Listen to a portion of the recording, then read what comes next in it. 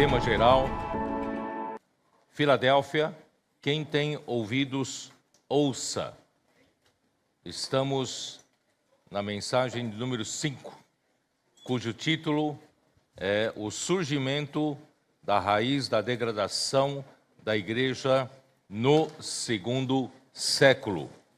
A leitura da Bíblia, Apocalipse capítulo 1, versículo 6, capítulo 5, versículo 10 e 1 Pedro, capítulo 2, versículos 5 e 6.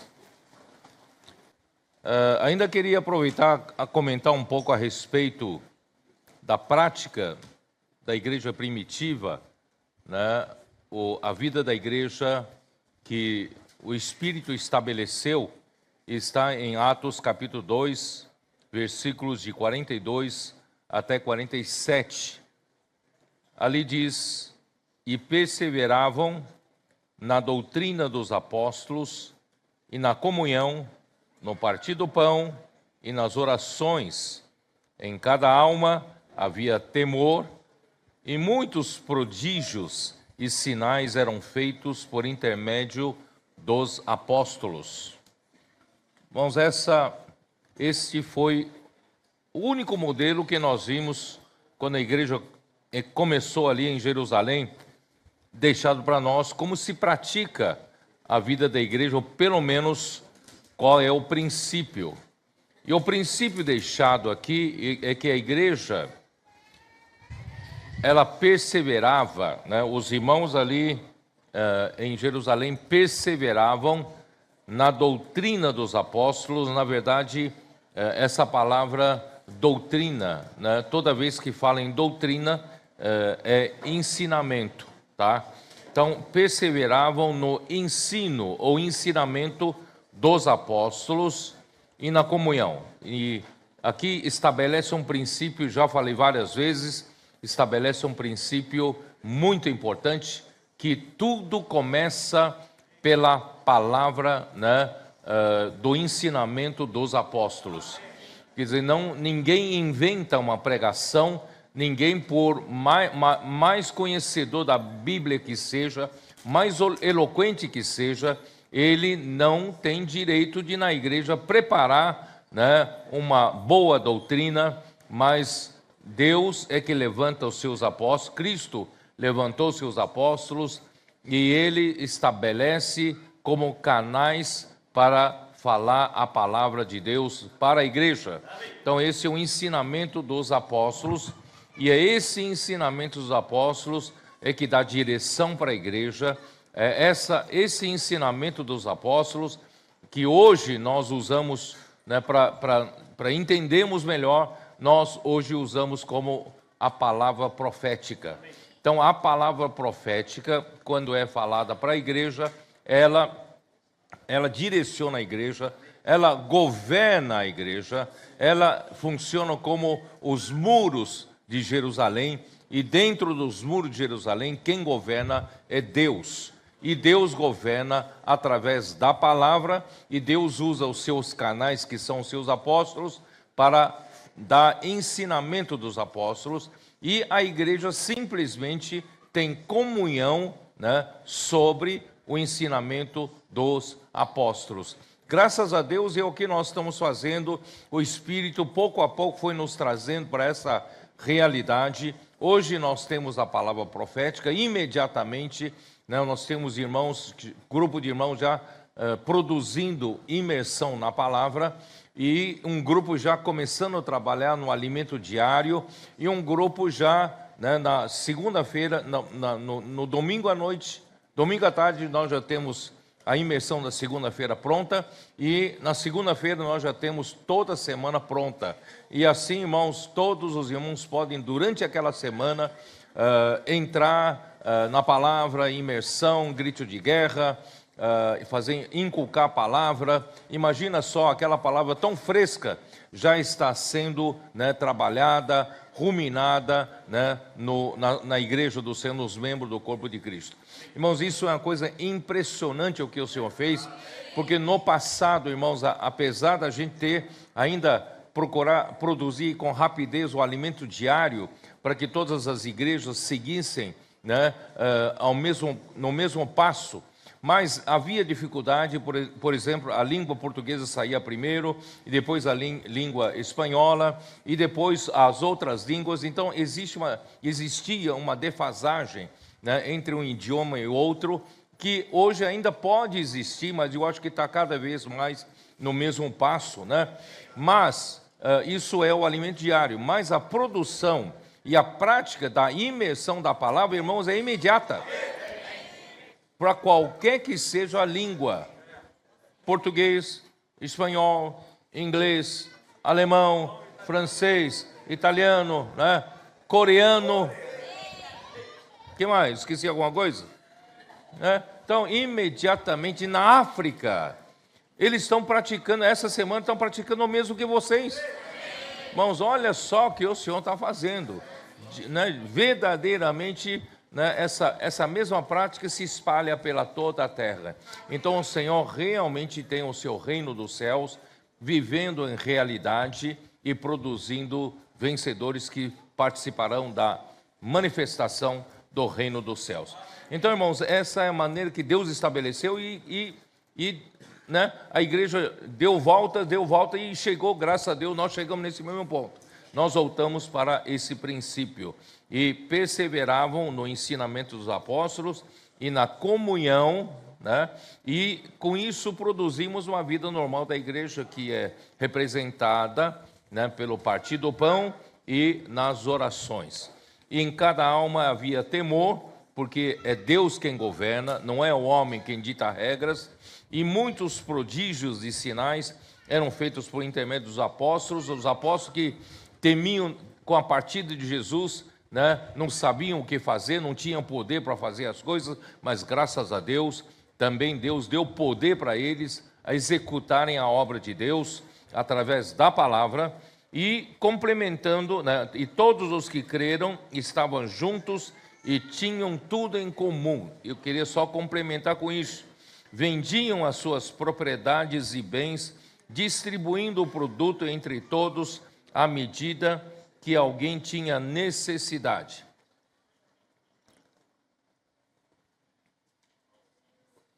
Esse era um princípio, né, de uso dos recursos materiais que eles faziam. O Espírito tocou eles de tal maneira, eu acredito que foi tudo espontâneo, tudo foi espontâneo. Eles perceberam que eles faziam parte da igreja, do corpo de Cristo, uma coisa orgânica. Então eles eram uma coisa fora do mundo, embora vivessem no mundo, mas não pertenciam ao mundo. Era uma comunidade, né, diferente, extramundo, e de repente todos eles, não importava se eles tinham muitos bens, outros tinham mais propriedades, outros menos propriedades, outros não tinham propriedades, mas todos eles vendiam tudo que eles tinham, entregavam aos pés dos apóstolos e eles viviam tudo em comum, né? Todo mundo era comum, todo mundo vivia igual.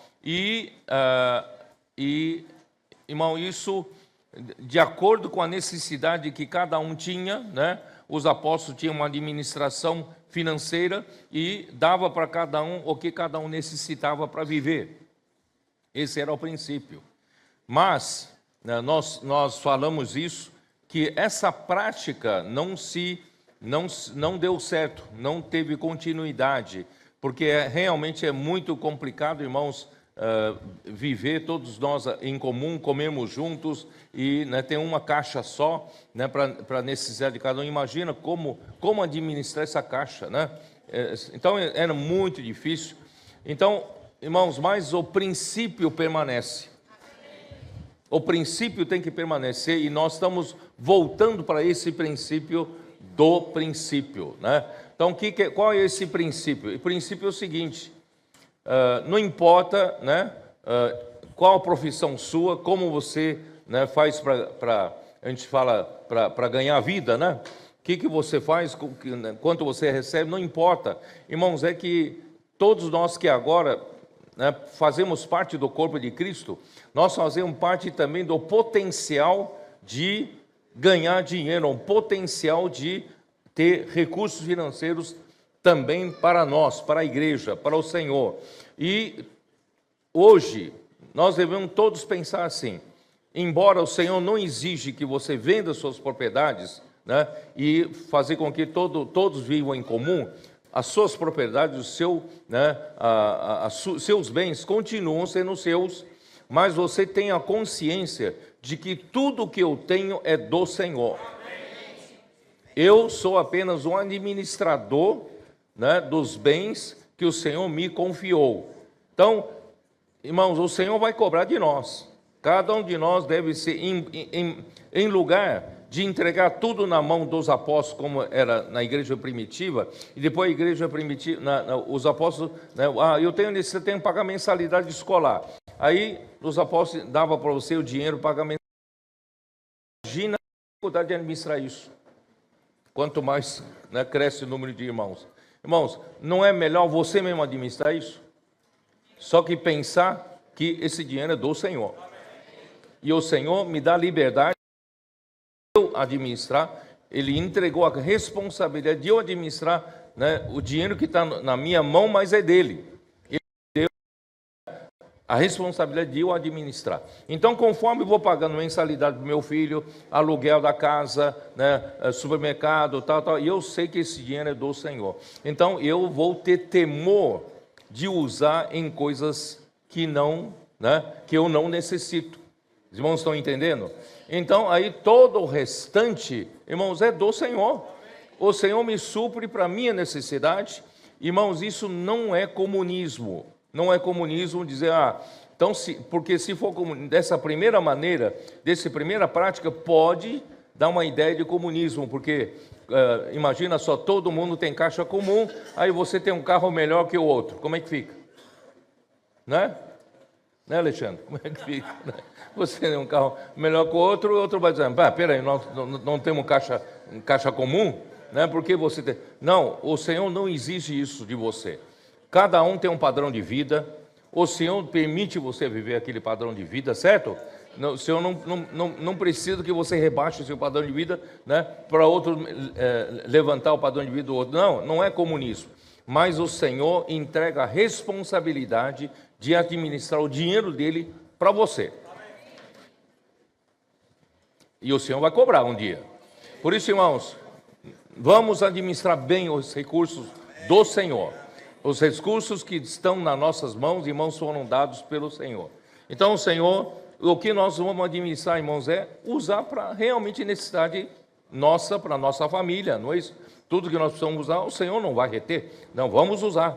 Mas assim, a minha cabeça, irmãos, é que tudo que eu tenho é do Senhor. É para avanço da obra do Senhor, avanço do Evangelho, tá? E quando é entregue para o apóstolo, irmão, não vai no bolso dos apóstolos. É para a obra expandir. É para avançarmos na África, para avançarmos na Europa, na América do Norte, Oceania, no Oriente, né? Para a obra do Senhor, né? Para nós pregarmos o Evangelho a toda a terra habitada, para trazer o fim logo. Mas não faz muito sentido ficar vivendo aqui na terra, é ou não é? Se não é para cumprir a vontade de Deus. Qual é a vontade? Qual é a graça? Qual é a graça a gente viver aqui? Graça é o quê? Tem muito dinheiro, tem um bom carro, tem uma boa casa. Irmão, isso não traz satisfação. A graça de viver aqui, mas viver para fazer a vontade do Senhor, né? E trazer o reino de Deus de volta, edificar a casa de Deus. Irmão, esse é o nosso encargo, é ou não é? E então, nosso dinheiro deve ser usado para isso. Tá? Então, aí, irmãos, o Senhor, né, até hoje, o Senhor está nos fazendo avançar mais um passo. Surgiu uma necessidade África. Graças ao Senhor, nessa última conferência, desde a conferência Geração Santa Final, dos adolescentes, dos jovens, e principalmente na conferência internacional, os cooperadores trabalharam muito bem e nós levantamos um bom recurso para entrarmos na África, R$1.800.000. Nós conseguimos esse dinheiro para entrar. Mas dada a necessidade, nós precisamos preparar para a conferência histórica em outubro, né? E ainda, imagina só, irmão, nós pretendemos trazer os irmãos líderes de cada país africano. E os irmãos que têm influência, que são... É importante eles também participarem dessa conferência, mas nós temos que ter recursos para trazê-los, temos recursos para alojá-los, recurso para alimentá-los, não é isso? Para que realmente essa conferência na África seja um marco na vida desse continente. E sendo um marco nesse continente, irmão, pode ter certeza que vai favorecer você. Você vai dizer, mas eu estou aqui na Europa, não estou na África. Vai favorecer você, porque eu acredito, irmãos, isso vai ser um marco para iniciar a contagem regressiva da volta do Senhor. Porque essa visão o Senhor deu para o irmão Dong lá no ano 1999 e ano 2000, para África é como aquele feto, indicando que nós precisamos trabalhar nesse feto para surgimento do filho varão, para que o Senhor possa voltar, tá bom? Então assim, aí sim, agora, então nós temos trabalhado para levantar 1.800.000 e agora, graças a Deus, várias regiões do Brasil estão praticando os investidores do reino, e quando eu voltar para lá, eu vou começar a levantar investidoras do reino. Porque assim que eu voltar, irmãos, esta semana agora, vai ter um congresso das mulheres. Vão lá na instância, vão estar entre, acho que 1.200 mulheres lá. Tá? E nós vamos levantar 1.200 investidoras lá, né?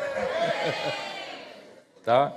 Então, irmãos, olha só nosso potencial. Então, nós não precisamos levantar uma necessidade para começar a levantar um dinheiro. Não, nós vamos todo mês tirar daquilo que eu necessito para viver, certo?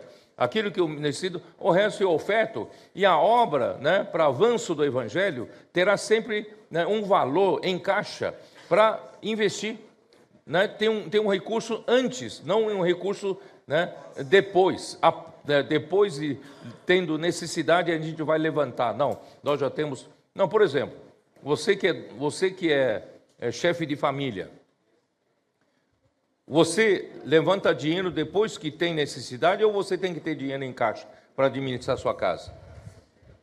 Você tem que esperar que seus filhos falem para você, estão morrendo, papai, estou morrendo de fome. Aí você vai trabalhar para ganhar dinheiro? É assim que você faz?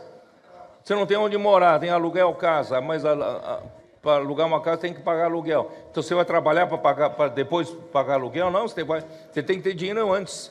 Então, uma obra do Senhor também tem que ter dinheiro antes. Vocês estão entendendo? Então nós vamos mudar, vamos voltar para a prática de Atos 2. Tá bom? E eu acredito, irmão, o Senhor realmente vai nos abençoar muito. Pode ter certeza, quem investir no reino, você não vai empobrecer. Pelo contrário, o Senhor vai suprir ricamente tudo que você precisa. Amém. Jesus é o Senhor. Ó Senhor Jesus, vamos lá. Eu estou ainda dentro, para contextualizar vocês, estou dentro da história da igreja do primeiro século. Eu mostrei para vocês que o grande vilão da história da degradação da igreja é de não dar valor para a palavra profética, a palavra dos apóstolos, o ensinamento dos apóstolos. O primeiro apóstolo que o Senhor usou foi o apóstolo Pedro, juntamente com os 12 apóstolos, mas era ele quem falava pelo Senhor. E, graças a Deus, através do seu falar, no primeiro século, no começo da vida da igreja, houve uma expansão muito boa ali na região da Judéia, Jerusalém, milhares de pessoas eram salvas, mas logo depois, foram salvos também muitos sacerdotes, muitos que eram da religião judaica também aderiram à fé, e com isso, irmãos, eles trouxeram a prática do judaísmo também na igreja. E, irmão, não consegue misturar a fé com a prática do judaísmo. E isso, então, trouxe muitas dificuldades e isso praticamente fechou espaço para o apóstolo Pedro poder avançar mais ainda, né?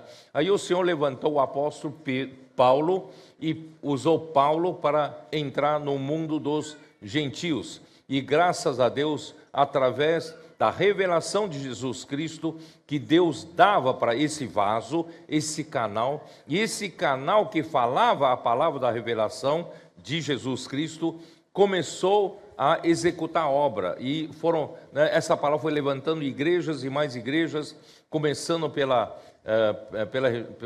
Antioquia, a igreja de Antioquia, ganhando a Síria, Cilícia, né, ganhando a toda a Galácia, Ásia Menor, e avançando para a Macedônia, entrando para a Caia, né, avançando para o continente europeu, e na sua terceira viagem, quando ele foi para Roma, e foi levado esse evangelho para Roma, e que se espalhou para todo o mundo daquela época.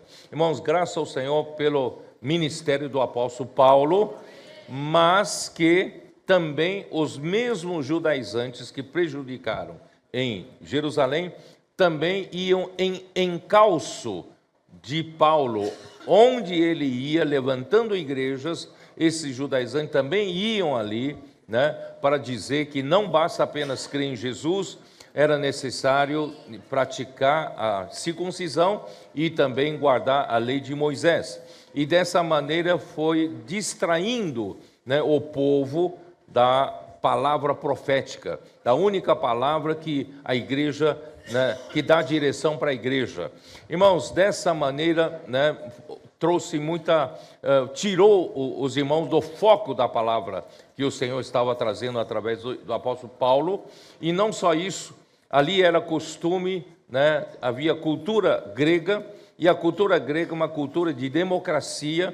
Por isso, irmãos, que também eles achavam que na igreja deveria ser mais democrático, né? E não é só Paulo falando, Paulo trazendo a palavra de Deus, mas também outros homens eloquentes poderiam também, né, participar dessa ministração da palavra. Por isso que em Corinto surgiram partidos, né, divisões, dizendo eu sou de Paulo, eu sou de Cefas, eu sou de Apolo, e outros dizendo eu sou de Cristo. Aí começou a trazer a confusão por causa da cultura da democracia dos gregos. Irmãos, a igreja não é democrática. A igreja tem um governo teocrático. É Deus quem governa. Não é a democracia que governa a igreja. Não é a maioria, a opinião da maioria que é decidida, não. É Deus quem governa. Mas como Deus governa? Na igreja, a autoridade do Espírito Santo tem que ser respeitada. Então, como o Espírito Santo tem autoridade na igreja? Como Deus governa a igreja? Irmãos, esse é um assunto muito abstrato. Correu muito, esses 20 séculos, irmão, não conseguiram entender. Irmão, finalmente o Senhor nos deu essa graça. Nós estamos entendendo que Deus governa a igreja é pela palavra. Aí não tem confusão, irmãos. Ou você reconhece que a palavra, essa palavra, né, vem de Deus, ou você não reconhece. Se você não reconhece, você está fora do governo de Deus. Mas se você reconhece, você está dentro do governo de Deus, e Deus faz a igreja prosperar através da sua palavra, com sinais e milagres, confirmando a palavra, e a obra avança, né? E é assim que está acontecendo. Por isso, irmãos, a arma principal do inimigo de Deus é atacar a palavra profética, o ensinamento dos apóstolos, distraindo a igreja com muito outro tipo de falar. Mas, irmãos, graças a Deus, nos nossos dias, muitos estão tendo essa clareza e estão, né, cooperando com a palavra, e principalmente o Senhor levantou um grupo de adolescentes com amor, né, que eles têm pela palavra, a dedicação que eles têm pela palavra. Irmãos, é uma coisa impressionante. Vocês não estão percebendo aqui, ó? Estou vendo 4 meninos aqui, ó, só anotando, olha lá. Aqui, ó, mais um aqui, ó, mais 2 aqui, ó, Os adultos não anotam tanto quanto eles, ó. Eles estão ali, ó, dedicados ali, ó. Então, por quê? Eles amam a palavra. Eles realmente creem que essa palavra vem de Deus, essa palavra faz a obra e tem mudado a vida deles. E tem mudado a vida de muitos outros adolescentes e dos seus pais, dos seus familiares. Irmãos, essa palavra de fato, né, está fazendo a obra. E nós, os mais adultos, os mais complicados, estamos sendo ajudados pela simplicidade deles. Nós também, pouco a pouco, nós estamos acreditando que isso funciona. Se alguns de nós mais velhos ainda questionavam, mas vendo o que o Senhor está fazendo no meio deles, irmão, nós passamos a crer. Por isso, irmão, que o Senhor falou, se nós, né, em Mateus 18, não é isso? Enquanto nós adultos perguntamos quem é o maior, quem é o primeiro, aí o Senhor falou, se vocês não se converterem e se tornarem como esta criança, como uma criança, vocês não poderão entrar no reino dos céus. No reino dos céus se entra com esses que têm essa simplicidade e creem na palavra do Senhor. E o Senhor então tem, né, Ele tem como fazer a obra, porque essa palavra traz poder, e esse poder é que faz a obra de Deus, né? E vocês sabem que quando chegou no final do ministério de Paulo, né, e já pelo fato dele ter ficado alguns anos na prisão de Roma, não tendo como visitar as igrejas presencialmente, irmão, pouco a pouco muitos perderam o apreço pela palavra. E quando chegou no final, ontem eu li para vocês, quando chegou no final da sua vida, em 2 Timóteo, quando ele escreveu a última carta ao Timóteo, foi o ano 67, o ano que ele foi martirizado, né, por imperador Nero.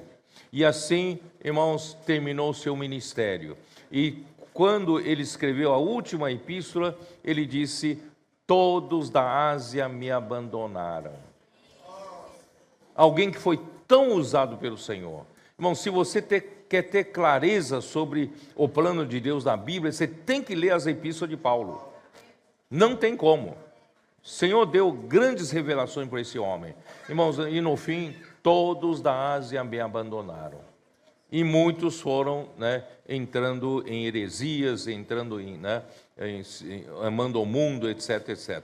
E isso, irmão, para nos advertir, nós não podemos nunca perder o amor pela palavra profética e crer que essa palavra faz a obra de Deus.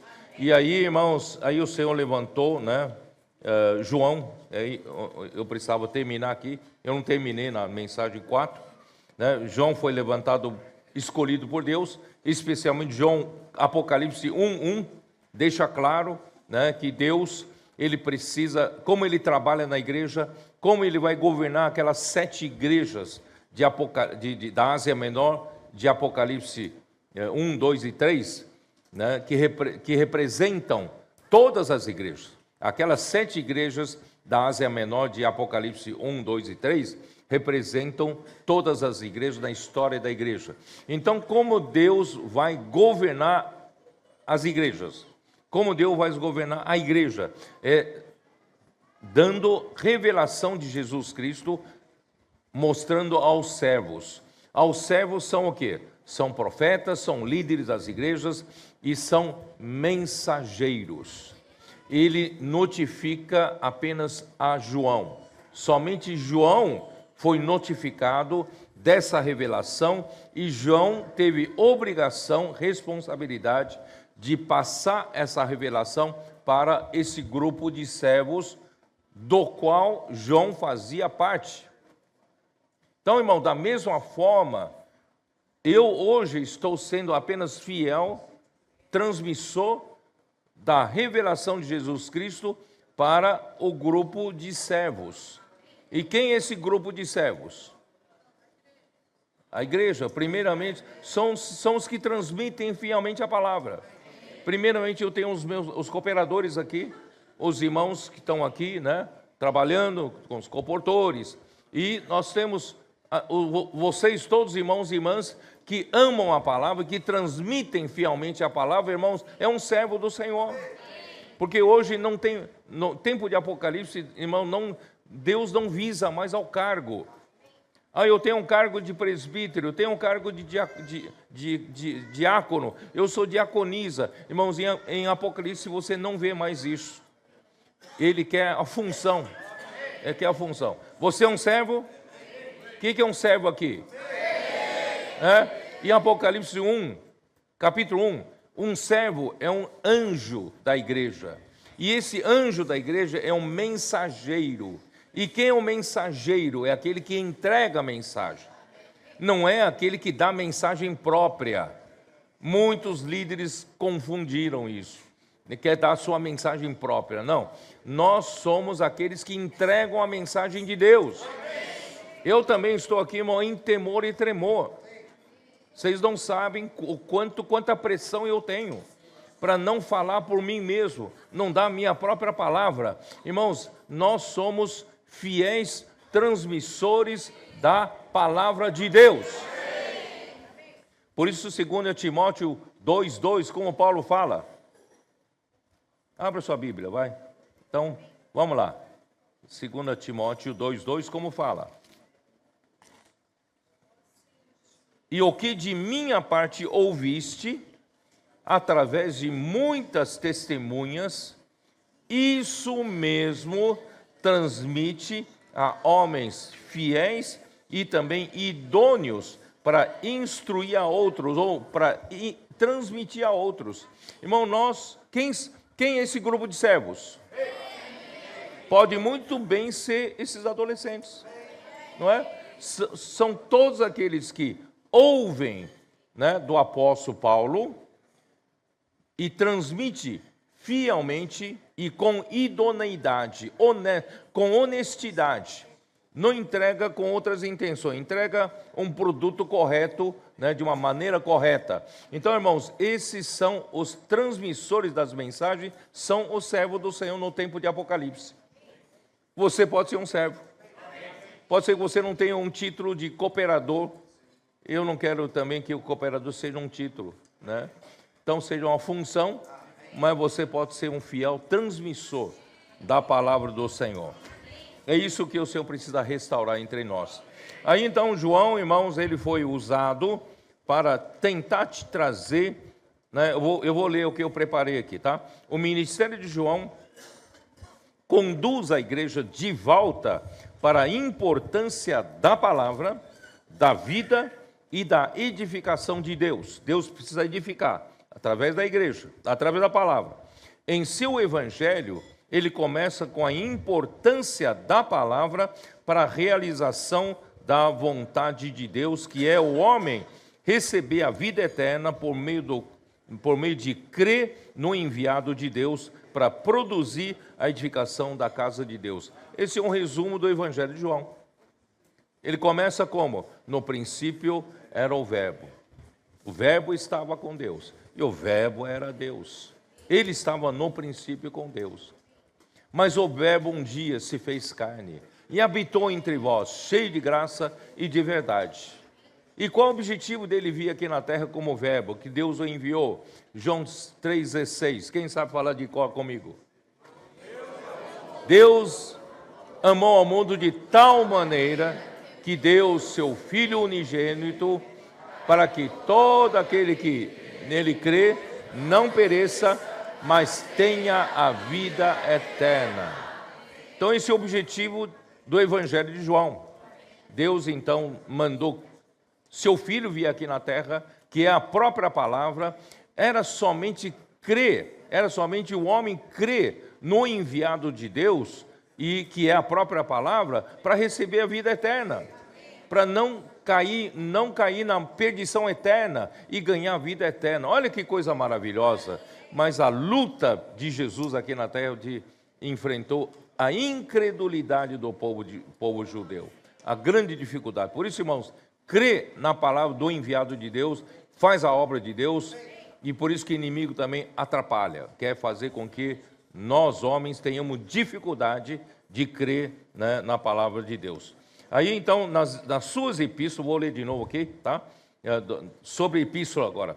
Nas suas epístolas, João desvenda a importância da palavra da vida anunciada pelo apóstolo, a qual é a própria vida eterna. A palavra da vida é a própria vida eterna, que produz a comunhão da vida, a comunhão dos membros do Cristo, ou a comunhão entre os membros do corpo de Cristo, e também por meio da palavra anunciada pelo apóstolo, e também a comunhão da igreja, dos membros do corpo de Cristo, com o Pai e com seu Filho Jesus Cristo. Esse é um resumo, né, bem resumido, né, das epístolas de João.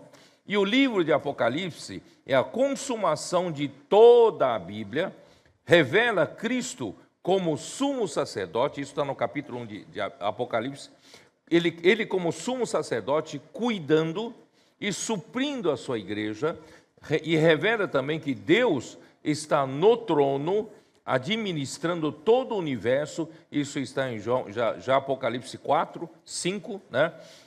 Administrando o universo segundo a sua vontade, executando o seu reto juízo, para, por fim, apresentar a nova Jerusalém, que é a habitação mútua de Deus com os homens por toda a eternidade. É o produto final, irmão, desse trabalho, da obra do Senhor hoje na terra, que é a nova Jerusalém, habitação de Deus, né, no Espírito, com os homens, para todo sempre. Então, justamente, irmãos, por alguém ensinar diferentemente do apóstolo na época de Paulo, e não concordar com as sãs palavras de nosso Senhor Jesus, que está aqui, vamos dar uma olhadinha rápida em 1 Timóteo 6, 1 Timóteo 6, versículo 3.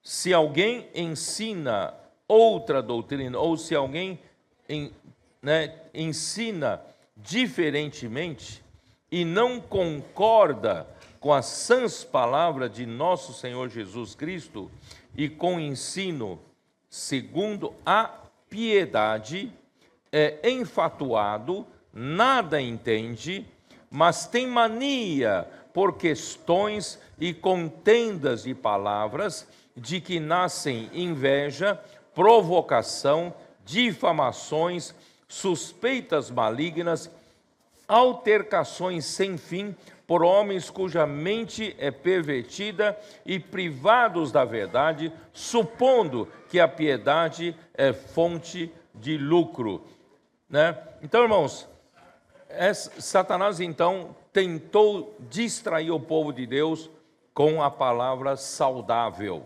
tá? Então, isso abriu portas para a entrada de hereges.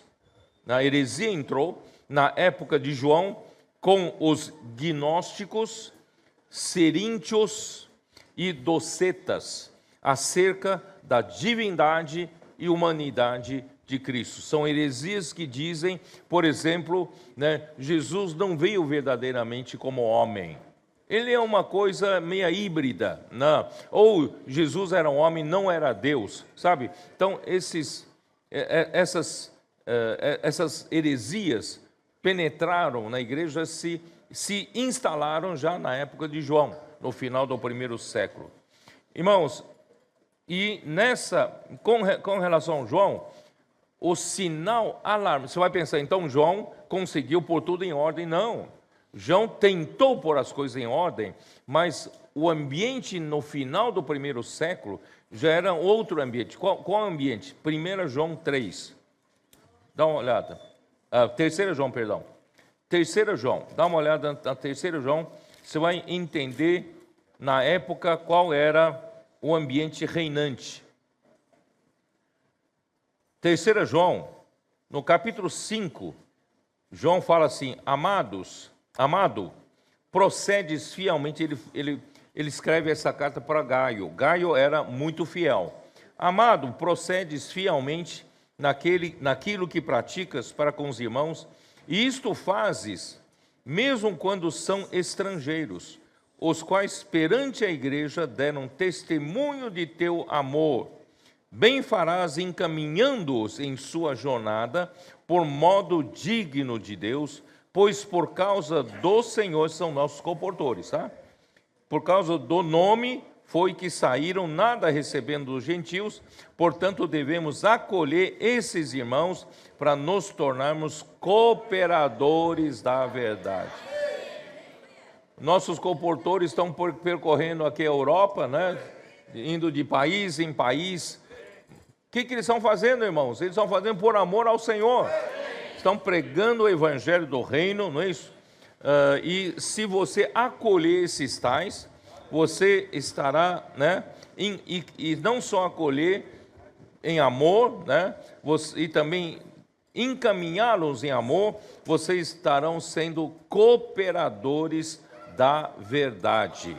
Então, no tempo de João, João estava se esforçando em fazer a igreja voltar para ensinamento saudável, apreciar a palavra profética, né? Voltar para esse clima maravilhoso que o Senhor estabeleceu como corpo de Cristo, esse clima orgânico que hoje está entre nós, sabe?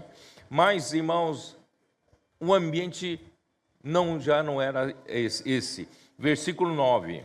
Escrevi alguma coisa à igreja, mas Diótrefes, que gosta de exercer a primazia entre eles, não nos dá acolhida. Quer dizer, já tem lideranças das igrejas que já não consideram João como, né, como apóstolo que trazia a palavra saudável, a palavra apostólica para a igreja, já rejeitava todo o trabalho de João e também rejeitava todos os missionários que João estava enviando para levar o evangelho e a palavra saudável, a palavra profética para aquela região, né? Então ele não nos dá acolhida porque ele ama a primazia, que esse é o primeiro. Lembra que eu falei de Mateus 18, versículo 1? Né? Os adultos estão mais preocupados em quem vai ser o primeiro no reino dos céus, né? Na cabeça dos adultos é posição, quer ser o primeiro. E esse ambiente voltou aqui no final do primeiro século, né? Gosta de exercer a primazia. Versículo 10. Por isso, se eu for aí, far-lhe-ei lembradas as obras que ele faz, né? Como é que é?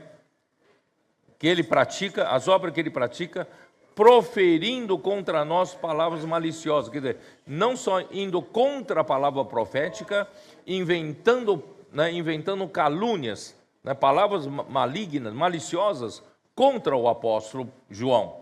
E não satisfeito com estas coisas, nem ele mesmo acolhe os irmãos, como impede os que querem fazê-los e os expulsa da igreja. Então, esse era o ambiente, tentando competir com o apóstolo João, né? Amado, não imites o que é mal, senão o que é bom. Aquele que pratica o bem procede de Deus, aquele que pratica o mal jamais viu a Deus. Tá? Isso é para mostrar para vocês, irmão, no finalzinho, essas cartas provavelmente foram escritas, né, no ano 90, já no finalzinho do primeiro século. Então, no finalzinho do primeiro século, eu posso afirmar para vocês, baseado nisso, que já não havia mais a apreciação pela palavra profética. Já não havia consideração ao apóstolo João. E achando, né, já surgiram liderança nas igrejas que competiam com o apóstolo João, né, e não apreciando a sua palavra e querendo tomar posição, primazia na sua região. Irmãos, isso não é... Esse é o motivo pelo qual, irmão, depois de João, Deus não levantou mais outro apóstolo ali no final do primeiro século, no começo do segundo século, tá? E isso vai muito bem, irmãos, da advertência que eu li ontem de Atos capítulo 20, né? Atos capítulo 20, que Paulo já advertiu, ele já pressentiu que iria acontecer o que aconteceu no final do primeiro século. Atos capítulo 20, né? Vou ler de novo, versículo 29, ele diz: eu sei que depois da minha partida, entre vós penetrarão lobos vorazes, que não pouparão o rebanho. Eles, para alcançar o objetivo, a sua ambição própria, eles não poupam o rebanho, sabe? Eles vêm, contaminam contra o apóstolo João, eles contaminam os irmãos então nem acabam nem seguindo a eles e acabam caindo no mundo, né? E eles não se preocupam com a vida do rebanho, né? Desde que não sigam João, para ele estar contente. Olha só que coisa, né? E que dentre vós mesmos se levantarão homens falando coisas pervertidas para arrastar os discípulos atrás deles. Quer dizer, eles querem seguidores. Eles querem seguidores, querem ser o quê? Eles querem ser famosos na obra cristã, né? Querem ter fama, querem ter primazia. Irmãos, infelizmente, isso está no homem natural. Tá? Que o Senhor possa tratar-nos, né, o nosso coração, purificar o nosso coração, tá? Ó Senhor Jesus. Então eu vou terminar aqui, né, pelo menos essa parte, porque eu não consegui ainda entrar na mensagem 5, tá?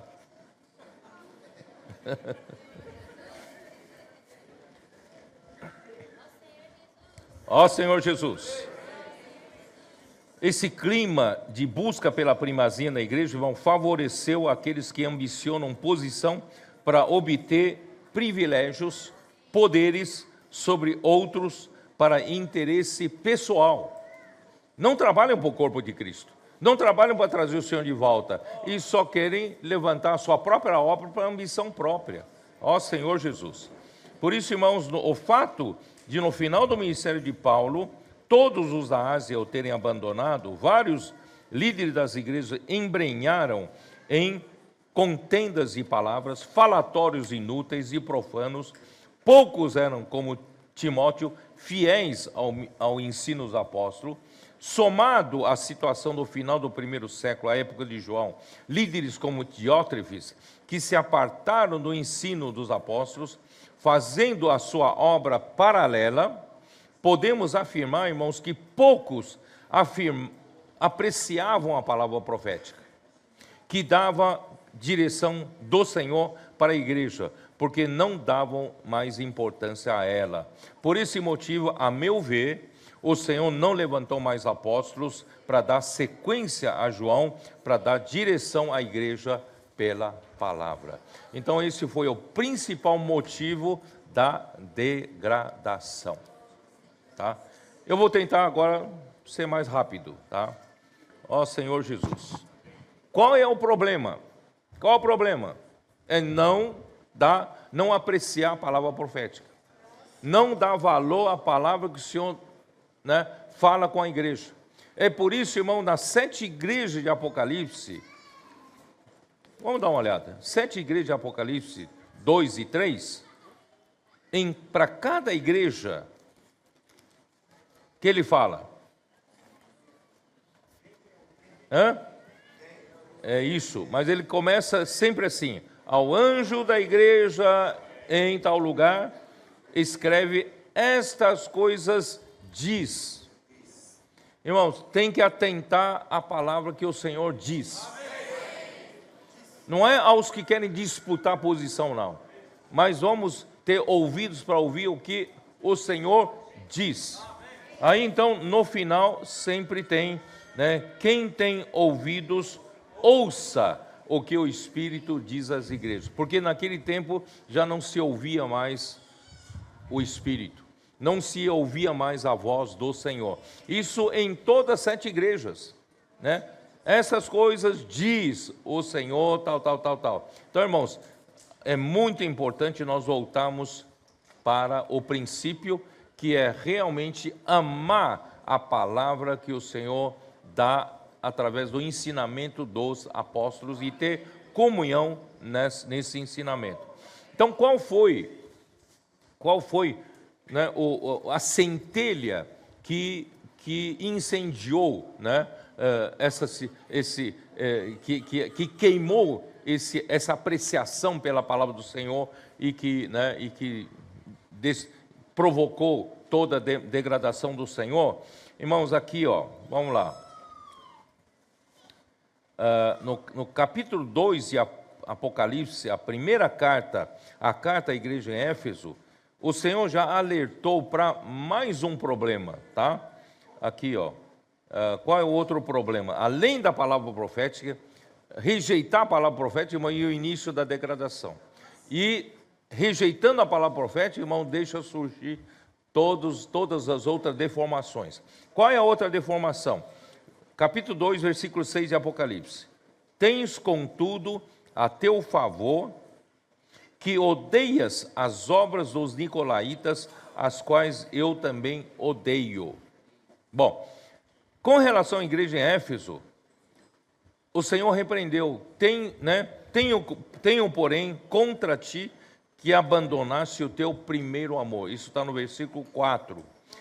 Então, são duas coisas. Uma coisa é perder o primeiro amor, outra coisa é a obra dos nicolaítas. São esses dois itens, são itens que provocaram degradação.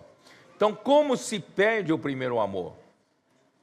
Quando se perde o amor pela palavra, não é? Quando você não tem mais o amor pela palavra, você não faz mais a imersão na palavra, não inculca a palavra, né? E você vai perdendo o primeiro amor, porque o amor de Deus está na palavra. Por isso, nós nunca podemos perder isso, irmãos. Vamos seguir o exemplo dos adolescentes, dos nossos jovens, vamos fazer imersão, vamos inculcar a palavra no coração, e isso vai nos trazer a realidade divina para dentro de nós. O amor, irmão, o amor pelo Senhor nunca vai se apagar, né? E amor pelos irmãos, amor pela palavra. Então, não perder esse primeiro amor e a prática, e no versículo 6 fala da obra dos nicolaítas. Esse é outro assunto. Embora aqui a igreja em Éfeso odiava a obra dos nicolaítas, mas se odiava a obra dos nicolaítas, então significa já havia alguém fazendo. Então já lá no começo, já tinha alguém promovendo a obra dos nicolaítas. E não deu certo lá, mas a raiz estava lá. Só que a raiz foi crescendo e cresceu, chegou na igreja em Pérgamo. Dá uma olhada na terceira carta. Na igreja em Pérgamo, versículo 15 de Apocalipse 2, versículo 15. Outros sim, também tu tens os que, da mesma forma, sustentam a doutrina dos nicolaítas. Quer dizer, em Éfeso havia a tentativa da obra dos nicolaítas. O que é? Havia alguns que preconizavam que na igreja do Senhor deveria, né, alguns que se dedicam à palavra, ao estudo da palavra, eles sejam de uma categoria diferente da maioria. Então, nicolaíta. O que é nicolaíta? Nico significa conquistar ou vencer, né? E laites significa povo comum, povo leigo. Então, eles preconizavam que devia ter um grupo que está acima do povo comum, e eles é que entendem das coisas de Deus, e o povo comum, né, cuidam das coisas seculares e apenas trazem donativos para a igreja. Então, esse era o pensamento deles. Nico.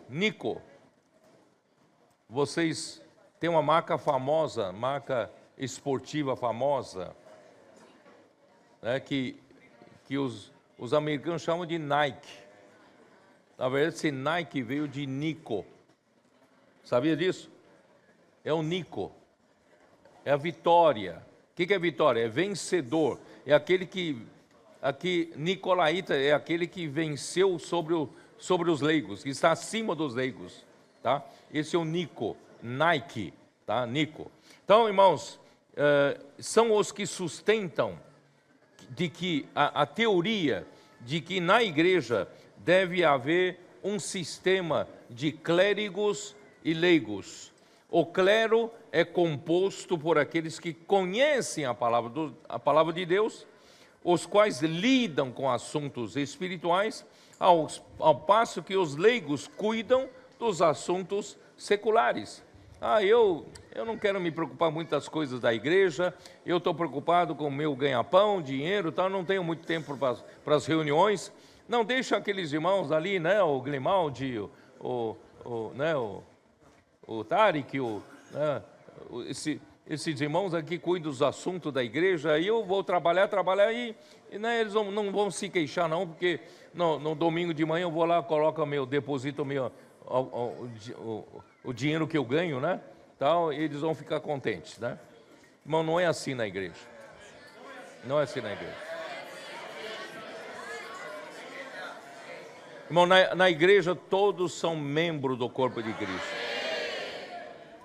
Não tem uma classe especial, né, que entende a palavra e o resto não entende a palavra. Não, todos nós precisamos da palavra. Agora, irmãos, a imersão na palavra está mexendo com todos os membros. Todos os membros têm oportunidade, irmão, de inculcar a palavra no coração, tá? E então, irmãos, ó Senhor Jesus, eu vou ler, irmãos, para vocês. Vou dizer para vocês que esse modelo dos nicolaítas veio de onde? O modelo de uma classe especial que serve ao Senhor e a outra classe secular, irmão, de onde veio esse modelo? Esse modelo veio do judaísmo. Judaísmo. Deus queria que todo o seu povo que ele tirou do Egito fosse sacerdotes. Em Êxodo 19, como quando Deus chamou para si, ele disse, vamos ler. Vamos tranquilo, não tenho pressa, tá? Se não conseguir terminar também não tem problema. É ou não é? Importante é as coisas ficarem mais, né? Ter mais clareza para vocês, né? Êxodo 19, mas não vou atrasar o almoço a mim, não, né? Êxodo 19, versículo 4. Tendes visto o que fiz aos egípcios, como vos levei sobre asas de águia, e vos cheguei a mim.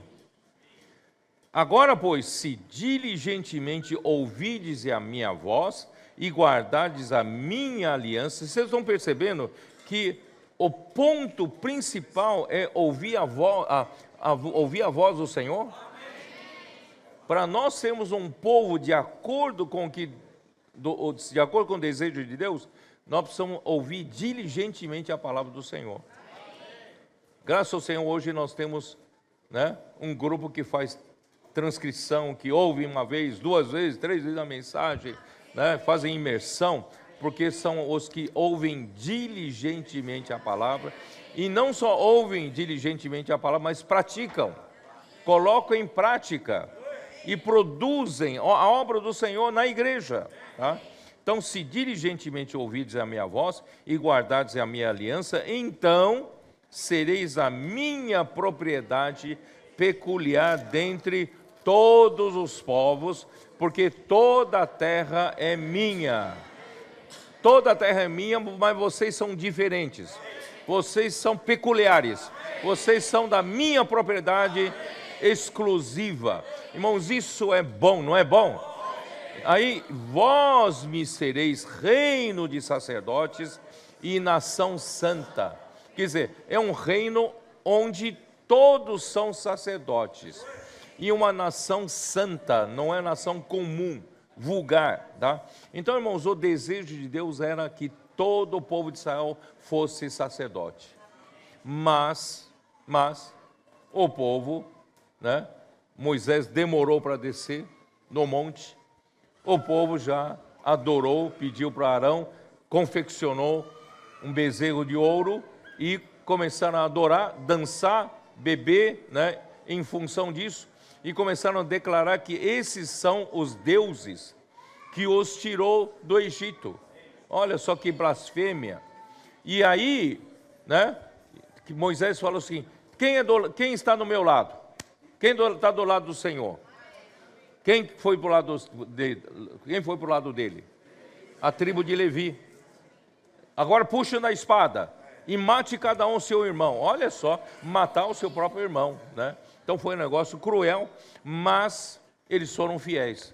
Então Deus fez da tribo de Levi uma tribo de sacerdotes. Então eles não tinham propriedade. Quando se distribui a terra para 12 tribos, eles não tinham propriedade, porque Deus disse, a herança deles sou eu e eles são a minha herança. Eles não precisam ter nada aqui na terra, e outras tribos têm que lembrar deles, né, cuidar deles. Bom, irmãos, o que quer dizer isso? Por causa do pecado da adoração ao ídolo de bezerro de ouro, o sacerdócio recaiu a uma só tribo. Isso não era desde o princípio assim. Desde o princípio, Deus queria que todos fossem sacerdotes. E, finalmente, irmãos, com a igreja, ele quer realizar esse sonho. O sonho dele, irmãos, é que todos os membros da igreja são membros do corpo de Cristo e que são membros que funcionam. E todos os membros têm que ser sacerdotes. Na verdade, todos os membros do seu corpo são sacerdotes. Sabia disso? Porque eles funcionam, estão servindo, né?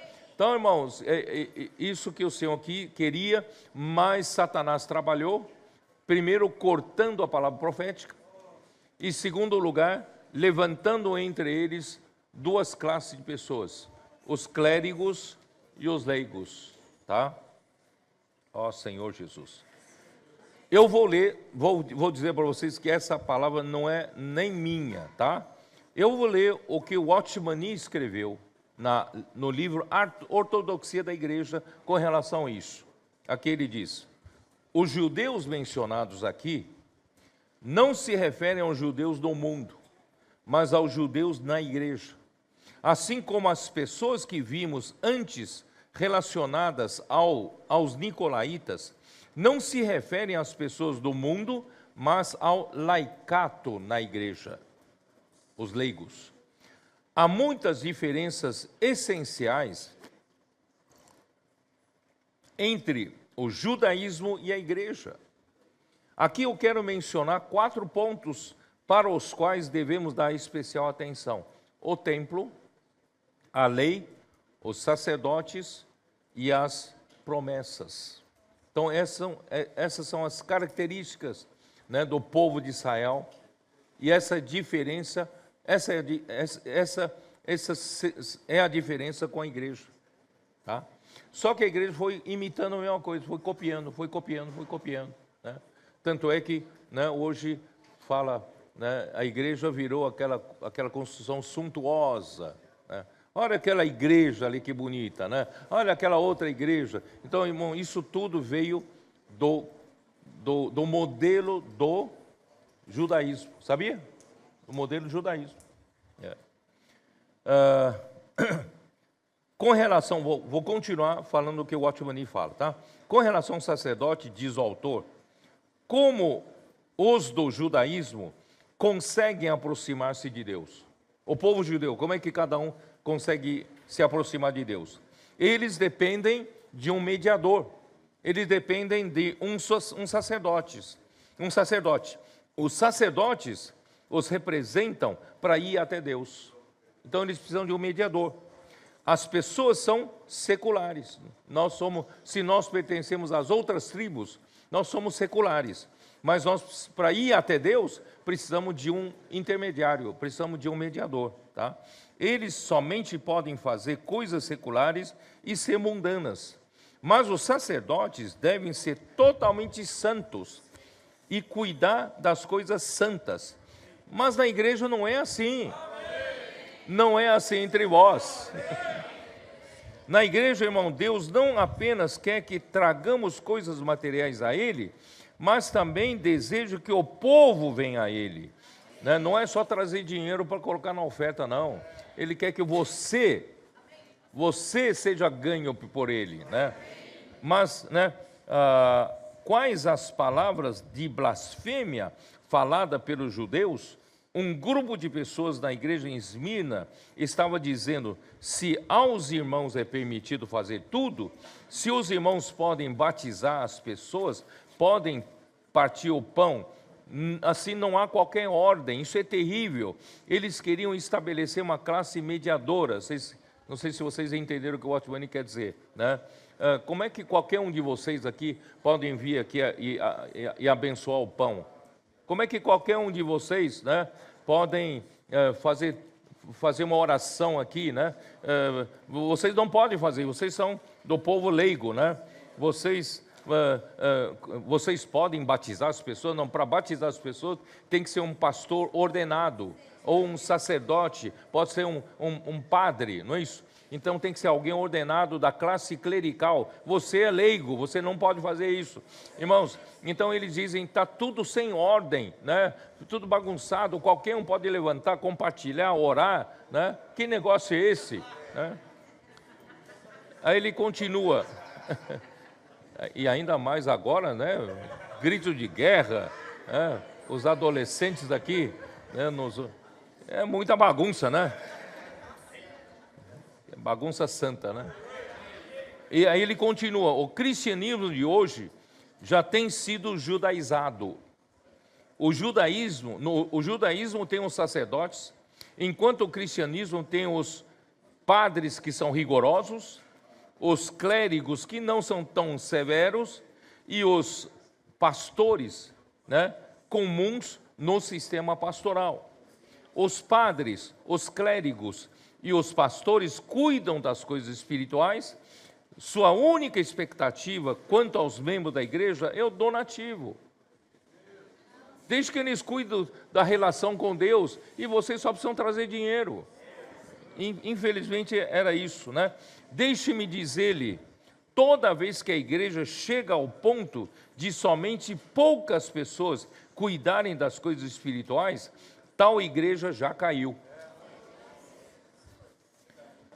Agora eu vou falar do livro do Andrew Miller. No seu livro, A História da Igreja, volume 1, Andrew Miller também fala sobre esse assunto. A distinção entre clérigos e leigos foi sugerida pelo judaísmo, e a inventividade humana logo aumentou a separação. O bispo gradualmente assumiu o título de pontífice, porque logo no segundo século, irmãos, principalmente o Inácio, ele preconizou, primeiro, os bispos são diferentes dos presbíteros. Os bispos são uma classe superior aos presbíteros. Isso não é bíblico, certo? Não é bíblico. Essa classe de bispos é que deve governar a igreja.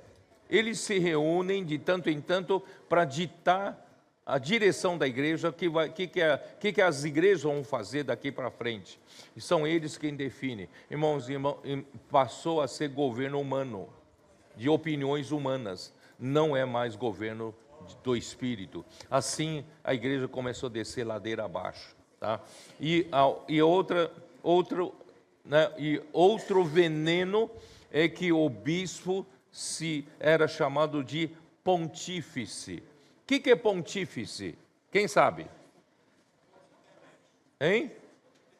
É um construtor de pontes, ou aquele que estabelece uma ponte entre as pessoas comuns e Deus. Certo? Então, eles que são a ponte para levar você, que é uma pessoa comum, aos assuntos de Deus. Eles são o intermediário, tá? Então, em latim, pontífice é o que constrói pontes, que faz a ligação entre o mundo terreno e o mundo divino, tá? E os presbíteros, por fim, os diáconos, se tornaram uma classe sagrada, assim como os bispos. O lugar de mediação e de maior proximidade de Deus foi usurpado pela casta sacerdotal, juntamente com a posição de de autoridade sobre a classe leiga. Quer dizer, você não tem mais direito de chegar-se direto a Deus. Você precisa de pontífice. Você precisa de alguém intermediário para levar seus assuntos, seu pedido, sua petição diante de Deus e trazer o que Deus quer falar para você através deles. Você não tem mais acesso a Deus. Tá? Então, irmãos, e também eles acabam, então, tendo uma autoridade sacerdotal sobre vocês. Tá? Então, irmãos, ao invés de Deus falar diretamente ao coração e à consciência de cada um, né, por meio da sua palavra, né, e, irmãos, presta bem atenção, graças a Deus, irmãos, hoje nós estamos na era da palavra profética. Todos nós temos liberdade de ouvir ou falar de Deus, ou falar vivo de Deus, e ou falar instantâneo de Deus. Você não precisa de nenhum sacerdote, você não precisa de nenhum pastor, nenhum padre, né, para que ele diga a você o que fala, porque o Senhor tem um canal que traz à igreja essa palavra, e essa palavra, irmãos, essa própria palavra, que nós chamamos de palavra profética, tá, traz você à presença de Deus. Você não precisa de um intermediário. A palavra já é a própria presença de Deus, né? Não há sacerdotes entre nós e Deus, tá? Nós somos sacerdotes. Então, irmão, consequentemente, com esse erro, a palavra de Deus perdeu o significado, tá? E a fé passou a se basear nas opiniões humanas. Os bispos se reúnem, cada um dá a sua opinião, como é que a igreja vai prosseguir, né, tal. Irmãos, aí começou toda a degradação. E eu vou ler o que ele escreveu. O maravilhoso Senhor Jesus, como grande sumo sacerdote de seu povo, o único mediador entre Deus e os homens, foi praticamente substituído e desprezado. O inimigo de Deus, então, não sei se vocês perceberam, o inimigo de Deus, ele acertou 2 alvos com um tiro só. Quais são 2 alvos? Tudo que eu falei até agora. A palavra profética e o sacerdócio de todos os santos. Não é? Ele deu um tiro, pá, acertou nos 2. A degradação foi rápida, né? Foi embora, tá? Ó Senhor Jesus, eu vou ler o que eu escrevi. O inimigo de Deus acertou 2 alvos com um só tiro, anulou o governo de Deus pela sua palavra por meio de apóstolos e a introdução de hierarquia na igreja, anulando a função dos membros do corpo de Cristo, estabelecendo o governo do clero baseado em opiniões humanas. Definitivamente esta foi a causa da degradação da igreja. Está claro para você agora? Como penetrou na igreja o sistema clerical e como a igreja perdeu o governo de Deus por meio da palavra? Como? Conforme mencionamos, no final do 1º século, o ambiente nas igrejas já era o ambiente de luta por espaço, luta por destaque, né? Disputando a primazia, como fazia Diótrefes. Por esse motivo que Jesus preveniu seus discípulos quando disputavam quem era o maior no reino dos céus, né? E o Senhor disse para que todos se converterem e se tornarem como crianças, para poderem entrar no reino do céu, porque a igreja não é uma organização humana, nem religiosa. A igreja é o reino dos céus. Então, para entrar no reino dos céus, irmão, nós precisamos nos tornar como crianças, amar a palavra, né? E também, né, Mateus 20, nós falamos, né, que quem quiser ser o grande, quem ser o maior entre vós, seja o que vos sirva, tá? Enquanto, irmãos, havia apóstolos escolhidos pelo Senhor, e as palavras ministradas por meio desses canais davam direção às igrejas, não é? A igreja, não é assim? A palavra, enquanto tinha apóstolo, que Deus levantou, Cristo, né, levantou, tinha a direção da palavra à igreja. as quais as palavras governavam a igreja. Assim foi com Paulo, com Pedro, Paulo e João. Porém, após a morte de João, no início do século II, o Senhor não levantou mais apóstolos por causa do ambiente impuro de luta pela preeminência na igreja. Todo mundo quer o primeiro, todo mundo quer ser o primeiro, né? Ó Senhor Jesus, aí irmãos, acabou. Aí surgiram os pais apostólicos. Quem eram os pais apostólicos? Como eles não tinham mais apóstolos levantados, eles foram buscar aqueles que estavam andando mais próximo dos apóstolos. Aqueles que andaram com Paulo, aqueles que andaram com João, né? E eles começaram a serem alçados a um plano superior, tá? Eles foram chamados de pais apostólicos. Eu vou ler aqui. Como o Senhor não levantou mais apóstolos depois de João por motivos expostos, os discípulos que acompanharam os apóstolos, de repente, foram alçados a uma posição especial, né?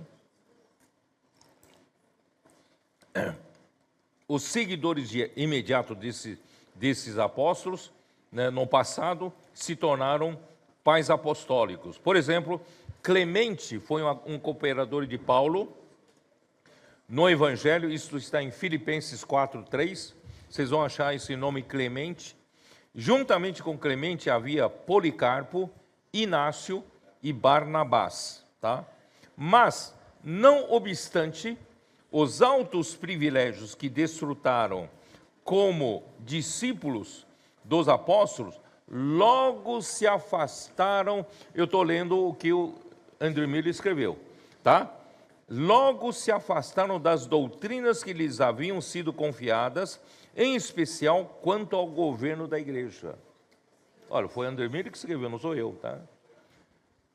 Esses que eram seguidores dos apóstolos, irmãos, não foram fiéis, tá? Então, segundo Andrew Miller, as suas cartas, a carta desses seguidores dos apóstolos, não são a palavra de Deus. Não é minha afirmação, a afirmação da Andrew Miller. As suas cartas não são a palavra de Deus, estão no campo da tradição. Inácio foi um dos primeiros pais apostólicos, ele se tornou bispo de Antioquia, a metrópole da Ásia, por volta do ano 70. Ele morreu cerca de 7 anos depois da morte do apóstolo João, isso já no início do século II. Morreu, né, enquanto João, né, e ele era discípulo de João. Inácio era discípulo de João. A expectativa, Andrew Miller escreve, a expectativa era de que tal pessoa, né, tivéssemos ensinos perfeitamente semelhantes ao apóstolo, aos do apóstolo, mas isso não aconteceu. Isso não aconteceu. Os textos de Inácio e de todos os outros pais são totalmente diferentes das Sagradas Escrituras. Porque o nosso único guia fiel e seguro é a palavra de Deus, né? Então, na ausência dos apóstolos levantados pelo Senhor depois de João, a igreja ficou sem o governo do Espírito Santo por meio da palavra. A igreja começou a andar em deriva, né? Como um navio sem leme, em deriva, tá? A igreja ficou sem o governo do Espírito Santo por meio da palavra de Deus, falada pelo profeta escolhido para dar direção ao povo de Deus. Logo, os pais apostólicos contornaram a situação, criando o governo dos bispos, trocando o governo de Deus por governo dos homens. Presbíteros eram pessoas mais maduras, escolhidas pelos apóstolos para cuidar do rebanho de Deus, como bispos, supervisores, né? Como eles eram chamados de bispos, os presbíteros eram chamados de bispos porque eram supervisores, faziam obra de supervisão. Vamos ler, vai. Eu queria poupar vocês, mas Atos 20, versículo 17, de Mileto, mandou a Éfeso chamar os presbíteros da igreja. Então, Paulo navegou até Mileto, mandou que chamassem os presbíteros da igreja em Éfeso para chegar até Mileto, para ter comunhão com ele. Aí o que ele falou no versículo 28? Atendei por vós e por todo o rebanho sobre o qual o Espírito Santo vos constituiu bispos para pastoreardes a igreja de Deus, a qual ele comprou com seu próprio sangue. Quer dizer, os presbíteros eram pessoas mais maduras entre os primeiros cristãos que foram escolhidos naquela cidade, foram levantados pelo apóstolo naquela cidade, e eles eram bispos na função. Bispo significa supervisor, episcopos, né? Supervisor, aquele que olha, né, por cima, ele é o supervisor. Então, bispo significa a função de um presbítero. Mas eles inventaram que os bispos é uma classe superior aos presbíteros e criaram o governo dos bispos, o episcopado, tá? Isso foi invenção. Todavia, irmãos, um se refere à sua condição espiritual e outro se refere à sua função.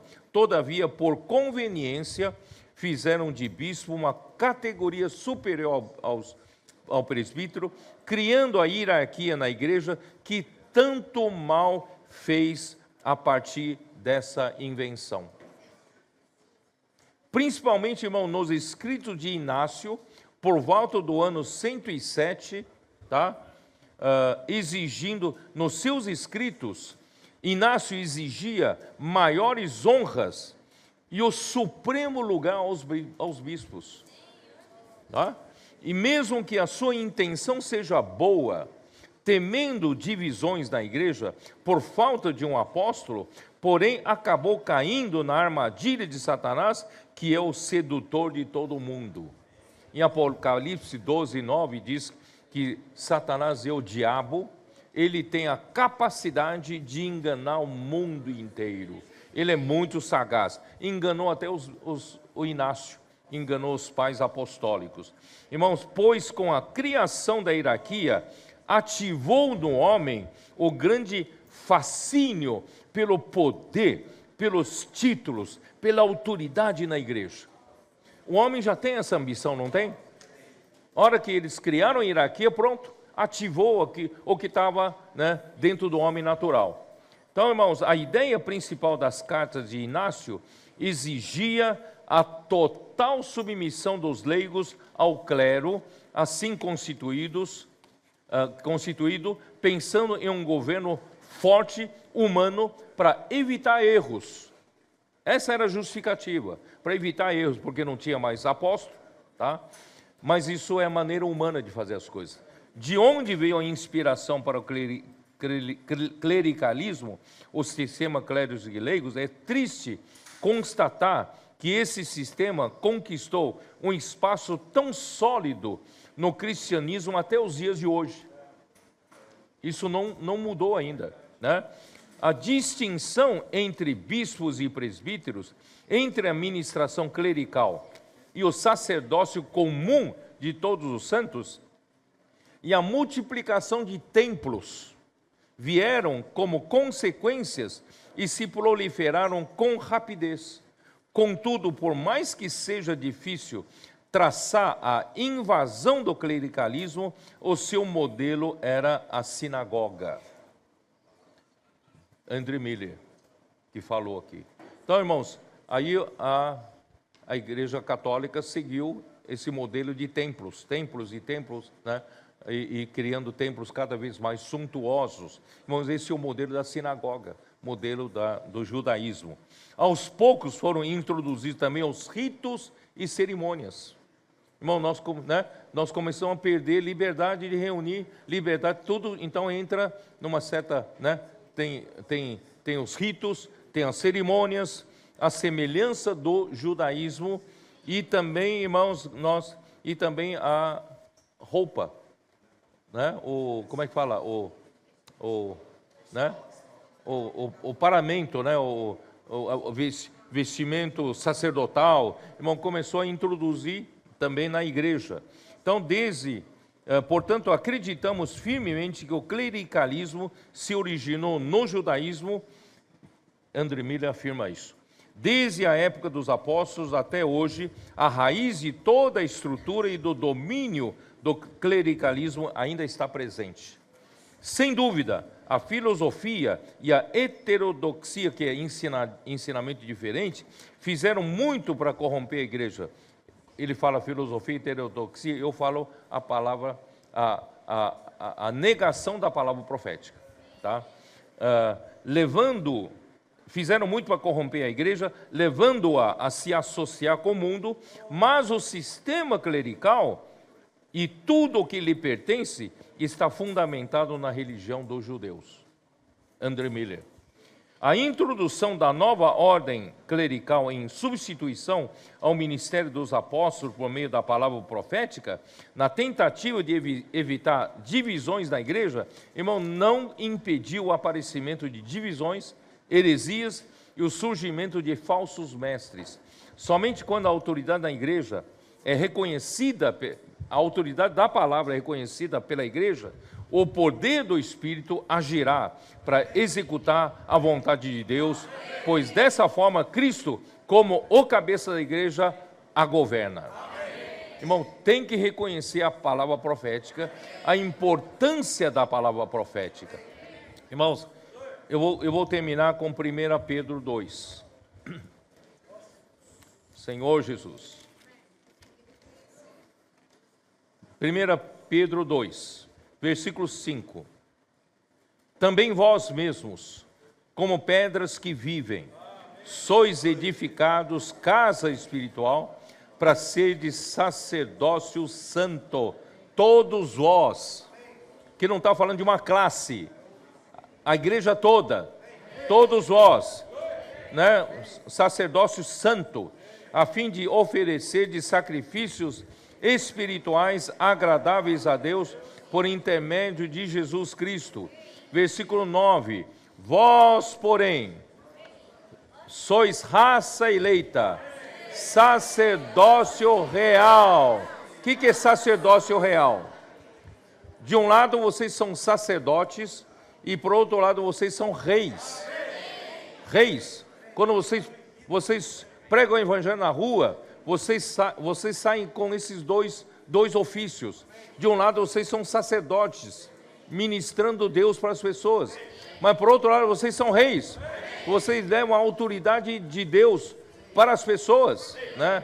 Sacerdócio real, nação santa, povo de propriedade exclusiva de Deus, a fim de proclamardes as virtudes daquele que vos chamou das trevas para sua maravilhosa luz. E Efésios 4, para terminar. Efésios 4, 11 e 12.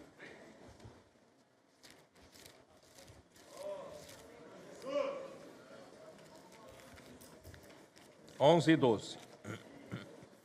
E ele mesmo concedeu uns para apóstolos, outros para profetas, outros para evangelistas, outros para pastores e mestres, né? Deus deu dons para alguns, e esses alguns, né, são dotados para Deus dar como presente para a igreja. Então, esses homens são para quê na igreja? Esses homens dotados não são para ser uma classe intermediária, uma classe mediadora entre o homem e Deus. Esses homens, dons, irmãos, Deus deu para a igreja para quê? Não para substituir a função de cada membro, mas para aperfeiçoar os membros para funcionar como sacerdotes, tá? Então, o quê? Com vistas ao aperfeiçoamento dos santos para o desempenho do seu serviço. Essa frase não está bem traduzida. Se você for na tradução, na versão King James atualizada, ali vai dizer assim: com vistas ao aperfeiçoamento dos santos para a obra do ministério, para a edificação do corpo de Cristo. Qual é a obra do nosso ministério? Você sabia que você também tem um ministério? E eu também estou no mesmo ministério, e nós estamos aqui, nós visamos fazer a obra desse ministério. E qual é a obra desse ministério? É a edificação do corpo de Cristo. Em outras palavras, nós não temos uma classe superior de clérigos na igreja para substituir os demais.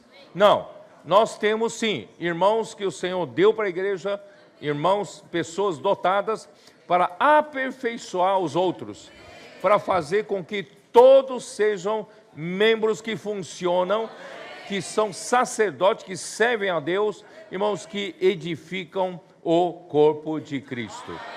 É isso que o Senhor está restaurando entre nós, esse organismo vivo. Nós não somos uma igreja, né, como é que fala? Igreja engessada, né, com sistema clérigos e leigos. Irmão, graças ao Senhor, nós temos uma igreja que é o corpo de Cristo. Membros vivos do corpo de Cristo, um organismo vivo. E a palavra de Deus vem nos suprir, fazer circulação de vida, e vamos funcionando, né? Vamos edificar a igreja e pregar o evangelho do reino. Vamos trazer o Senhor de volta, amém?